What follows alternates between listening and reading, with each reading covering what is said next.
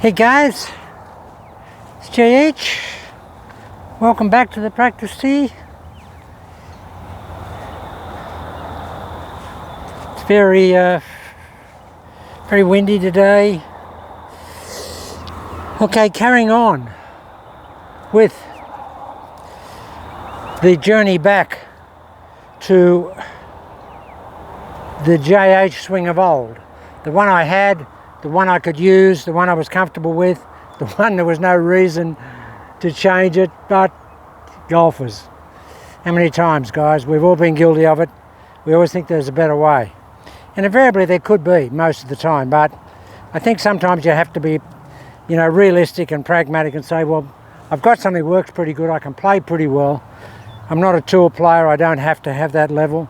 I just have to have consistency, and I had that. And so guys, carrying on from the video yesterday, which was basically the overview of where I'm going with this swing,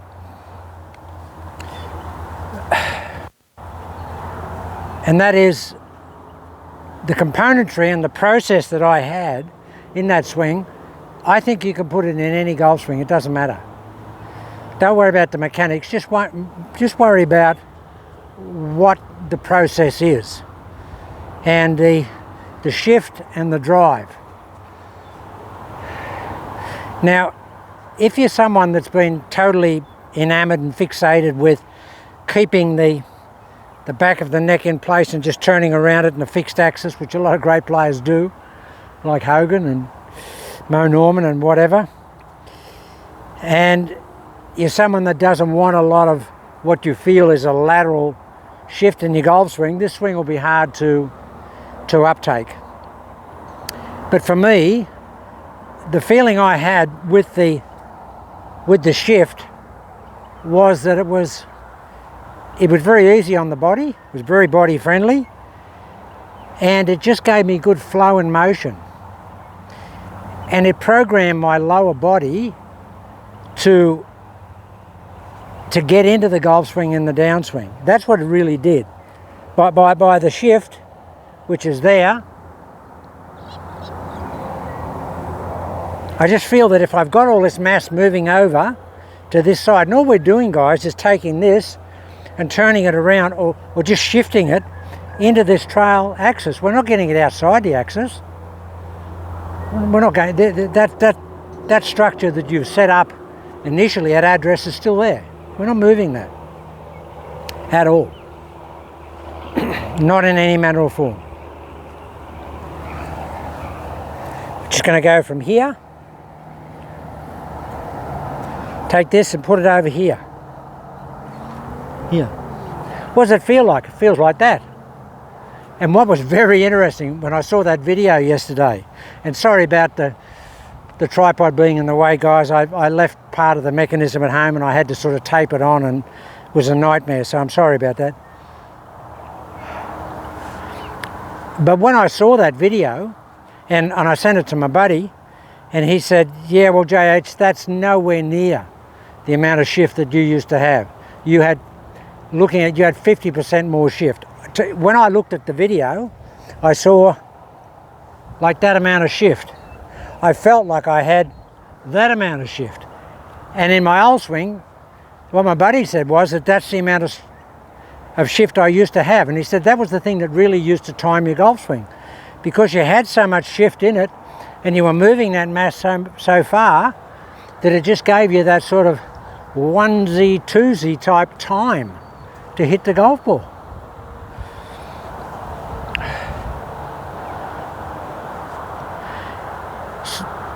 Guys, I guess the best explanation is that I want to take all this here and take it from here and put it over here.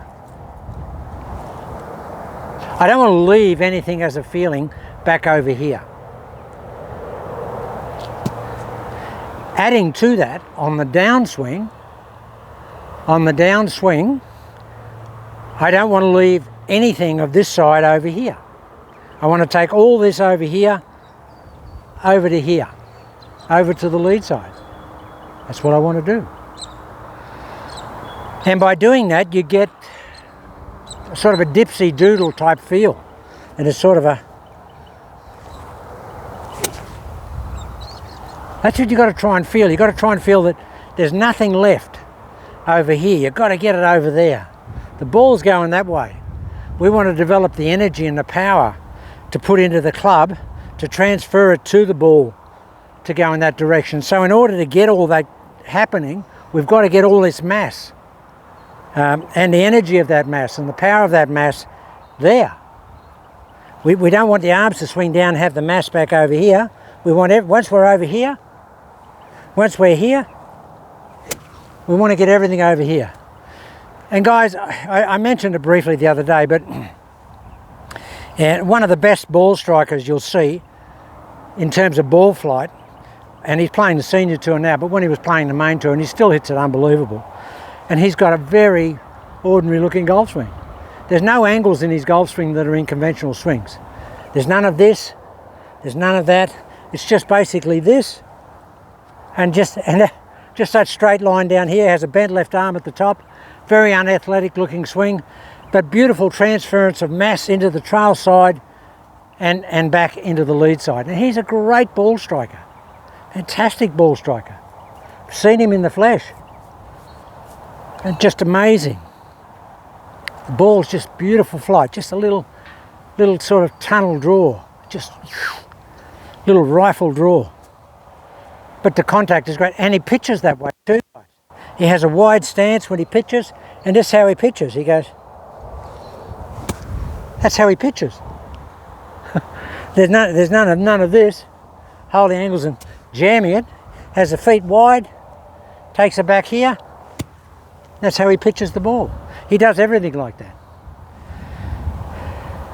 So you don't have to look like Tiger or Rory or Ernie or Oosthuizen or any of those guys. You can have really good ball striking with just good inherent mechanical processes going on. And most of the time that's a transference of mass to a point over here and a retransference of mass into a point over here. And it's as simplistic as that.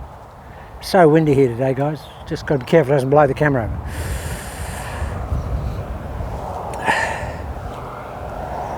And so, to give you the feeling of what those elbows down, and when I had those long sleeves on, you couldn't see my elbows in that video. The conditions were awful. But guys, basically those cups in the elbows, if you can keep those pointing up and the points of the elbows pointing down, here. And if you can keep the club in the middle of all that, at the top of the swing, basically, at the top of the swing you want to feel like that.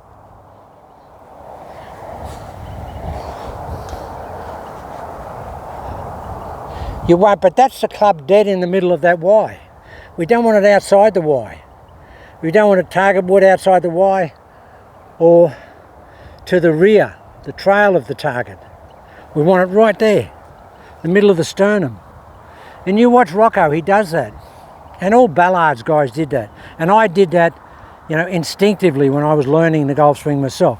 Because I was, you know, I've always been a technical guy, and I just thought that the body, and I've always had a great understanding of body dynamics and geometry, and I always thought that if you could keep the angles consistent, you would have to be a better ball striker. You'd have to be. And I never felt comfortable doing this, jamming the club on the downswing, getting in here. Because how much do we jam it on the downswing? If that varies, if that amount of jam varies on the downswing, the amount of recovery varies too, and that's how you can be inconsistent. A lot of guys that snap loaded are very erratic. The guys that are basic, like Tom Watson was really straight with his irons, amazing. Because Tom on the downswing was like this. That was Tom. That's Rocco. Tiger's here, Hogan was here, Mo Norman was here. But those guys, Rocco and Tom Watson, they were this. They were straight liners. They didn't jam it in here because they knew that it's much easier to be consistent with a straight line coming down than it is to pull some angle, snap load it and then unload that snap load. How much do you snap load it every time and how much do you unload it? There's a guy who comes here who's the greatest snap loader I've ever seen. but he's the wildest guy I've ever seen. You just never know where the ball's going. And that can be from a wedge onwards. You just don't know where it's going because the snap load is so inconsistent. And we've got another guy, an older guy, who's an arm baller. He does this, guys. Plays golf like this. He's bowling alley. Frozen rope straight. Because there's no variables. Okay. I'm not like that. And I get a little bit of this at the start of the swing, but then it's basically here. I don't try and hold any of that. I want that arc to be as wide as I can on the downswing. So, grasping the body here, get some pressure on the pecs, get those pointing down, and for me personally, I turn that tail elbow this way on the backswing, and I increase that on the downswing to the extent that I feel like my palm is facing that way. It's not, but that's the feeling. And you can't actually put that much torque on that arm and get it to do that when you've got the velocity of a golf swing coming down. You just can't do that. But you should endeavour to feel that. So, yeah, so what I'm going to try and do now in going back to that old swing is just try and improve the amount of shift. I want to really get over here. If I'm shifting, that heel's going to come up. And my heel didn't come up in any of those swings. So my shift wasn't as much as I wanted it. But the ball flight was fantastic. But that was really the first attempt in a practice session to do anything. And guys, it'll be interesting. I'm going to hit my normal tailors. And I've got a set of Tour Issue Cobra 1 forged irons. They're the one length, like that. That's the same head that DeChambeau's been using for some time. It's the King Forged 1 forged club. Beautiful head. And this has got the KBS Tour Flighted X shaft in it. So it's a big departure for a JH. And there's no offset on these golf clubs at all. None. And they're pretty soft lofts, but they are rebar. And quite heavy compared to my clubs. Have got 55 gram shafts in them. Quite light. But you know, there's two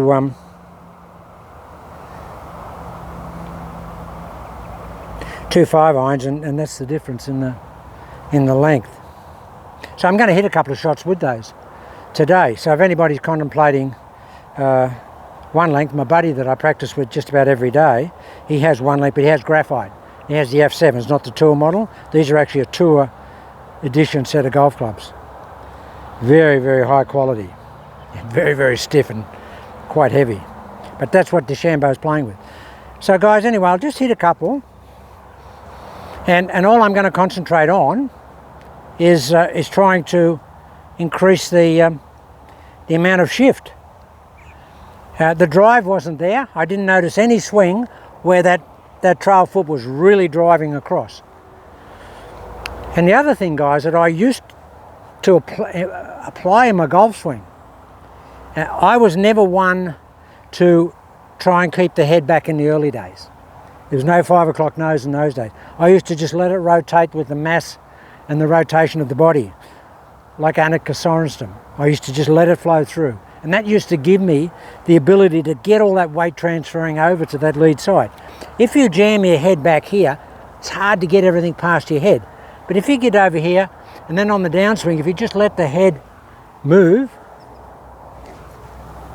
like David Duval, Robert Allenby, great ball strikers. That's what they did. And Annika, of course. You just let that head rotate because it lets the mass get across. Okay.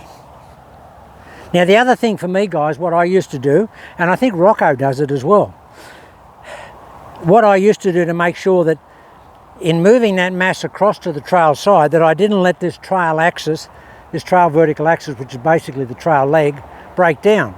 So I used to just kick that lead, that trail foot in a little bit, and that put a lot of, whoa, you can't turn that at all. Put that out there, you can turn it more than that. But you just kick that in 10 or 15 degrees, and that basically puts a lock on that trail leg, which means you can then transfer as much weight as you like into that trail axis without the fear of swaying. And ball position, guys. I don't have a ball position. I've never had a ball position. And I basically say to people, look, if you think about ball position, if you're trying to have a specific ball position, then you'll structure your body incorrectly. The ball position should be a result of the formation of this here. And if that's sort of body centered, then that's where I play the golf ball. If I was going to play it up and I have my hands here, shaft to be back here, or I'd have to do that. Now immediately I've lost the why. So for me, the ball is where it is. It's underneath the golf club. And so don't worry about it. When you come in, when you take the formation of your hands and your position, just put the club down behind and then just position the feet. My ball position is like, it's back a bit. But the good thing is when you've got this formation of arms and elbows and your hands in those positions, you're using the pure loft on the club when you're in at the ball. So you're going to get the proper loft that you should have on a golf club. You're not in here jamming it down, taking a couple of clubs off it. And those Forge clubs there are very weak in the loft compared to mine. My 5-iron's like 25 degrees. I think the 5-iron on that is 28 degrees.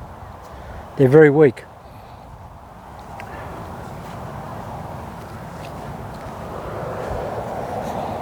So, just tuck that in a little bit, shift,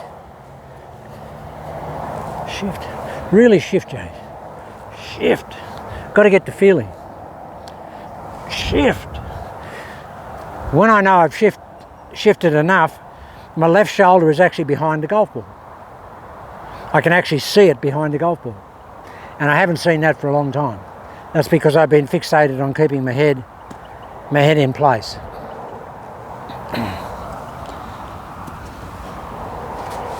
Guys, I'm a little bit different to a lot of people in that my warm-up routines, when I'm actually practicing myself, I always hit the driver first.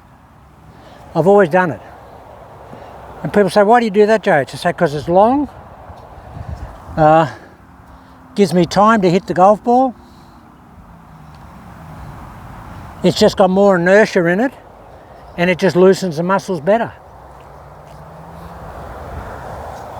See guys, where the ball position is where it is. But don't worry about it. Here.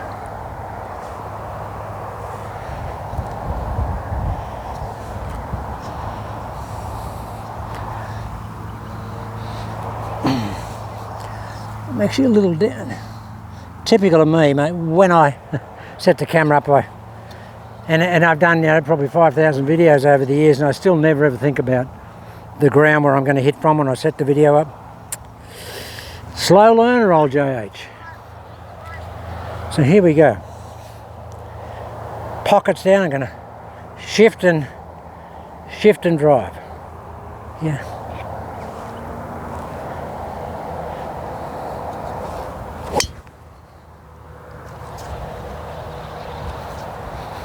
And that really gets the kinks out, big time, because the club is pulling on you.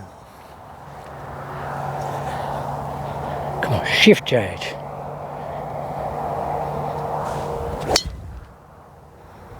I like that because I'm over here. I haven't got back in my brain yet, or my program yet, of starting my downswing by driving my trail foot, and I used to do that when I first started playing golf. Because just athletically, I just felt that's the way to energize the downswing. Come on. Turn that foot in a little bit. Big shift.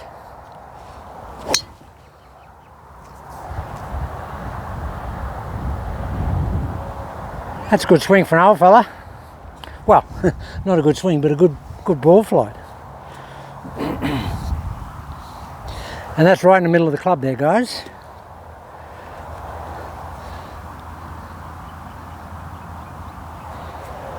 And I know I haven't got anywhere near enough shift going, but I'll get that.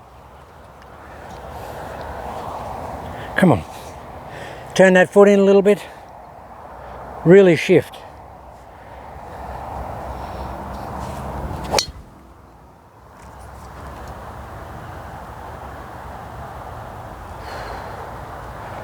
What I'm noticing, guys, is just getting so much hang time. Maybe because now I'm just getting the proper loft on the club. I don't feel like there's any of this through the shot. I feel like it's very much like that. So I'm just using the proper loft on the golf club. And guys, hitting the driver in the warm-up, I think it's as good as hitting 20 or 30 irons. It just loosens it because there's so much inertia in it.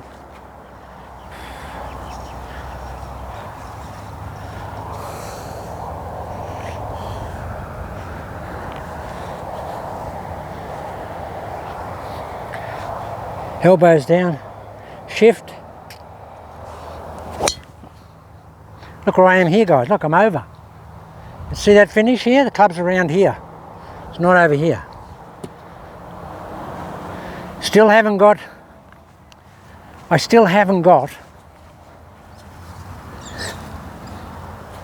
still don't have the drive off the trail side because it's been so long since I've done it that I've lost the program for it. I have to resurrect that program. And it's amazing. I think when I'm doing this here now, putting the club, okay, guy, JH, drive off that right foot. Now, as soon as I go back in the backswing, it goes out of my head.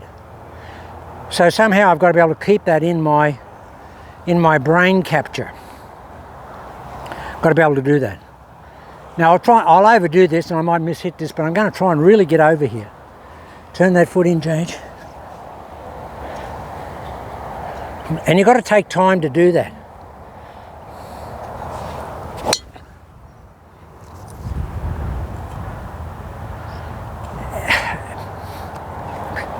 I've said many times, guys, I could tell you anything. But being a former Boy Scout,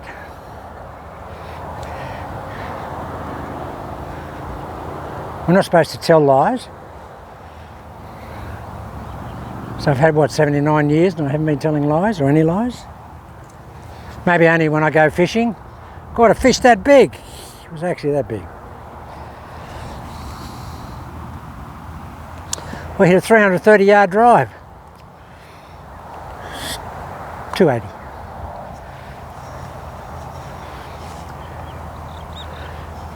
I've hit some 330s, 350s down. There's an airport out here called Temora, and we used to hit some balls on the runway out there. I've actually hit one 560 down the runway. But we could hit 350, 400 plenty of times down the runway, and that's my type of fairway. That's the only way I'm going to hit 350 down an airport runway. It was fun out there when we were doing that. One of the long drive guys hit it like 860 yards or something. It was just unbelievable.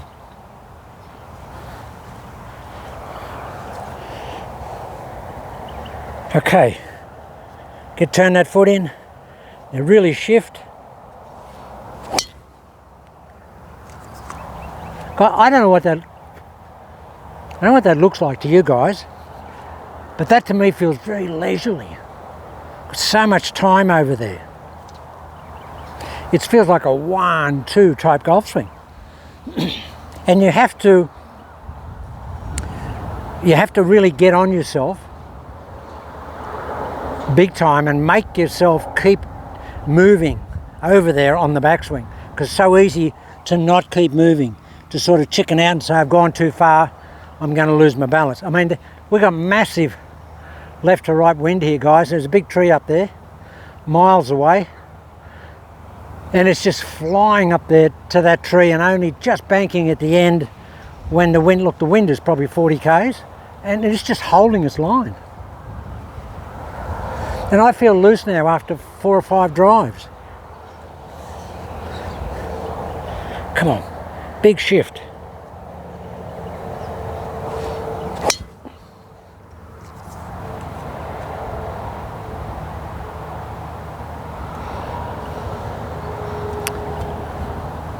They say you can't live in the past. Well, I've got to tell you guys, that drive there brings back memories of the past. Okay, when I first started playing, it was wooden golf clubs. But I used to hit that type of shot. I'd love to have had this back then when I had that body strength and body speed back then. Woo! I could hit it with those old wooden McGregor clubs. I could hit it, 265, 270 yards. And maybe 285 yards, which was a long way in those days, guys. Most guys couldn't hit it, 230, 240.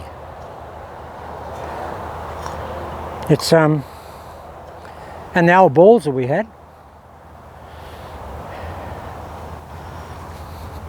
And I go back to golf courses, and the golf course I played a lot on, I went back recently, and there were actually holes where I remember where I used to hit the drive to. And you even go there today, and it's a long way today. And it was only 275 yards or 280 yards, and I could really. I was pretty strong then. So, but today you got kids that come down here that can fly at 300, 310 in the air. We've got a pump shed out here that's 315 yards. I've seen some of the young guys landed on the roof of the pump shed. I can't even get to the fence. But that one, that's way up near the tree, guys. Way up near the tree. Okay, here we go. Turn that foot in. Big shift.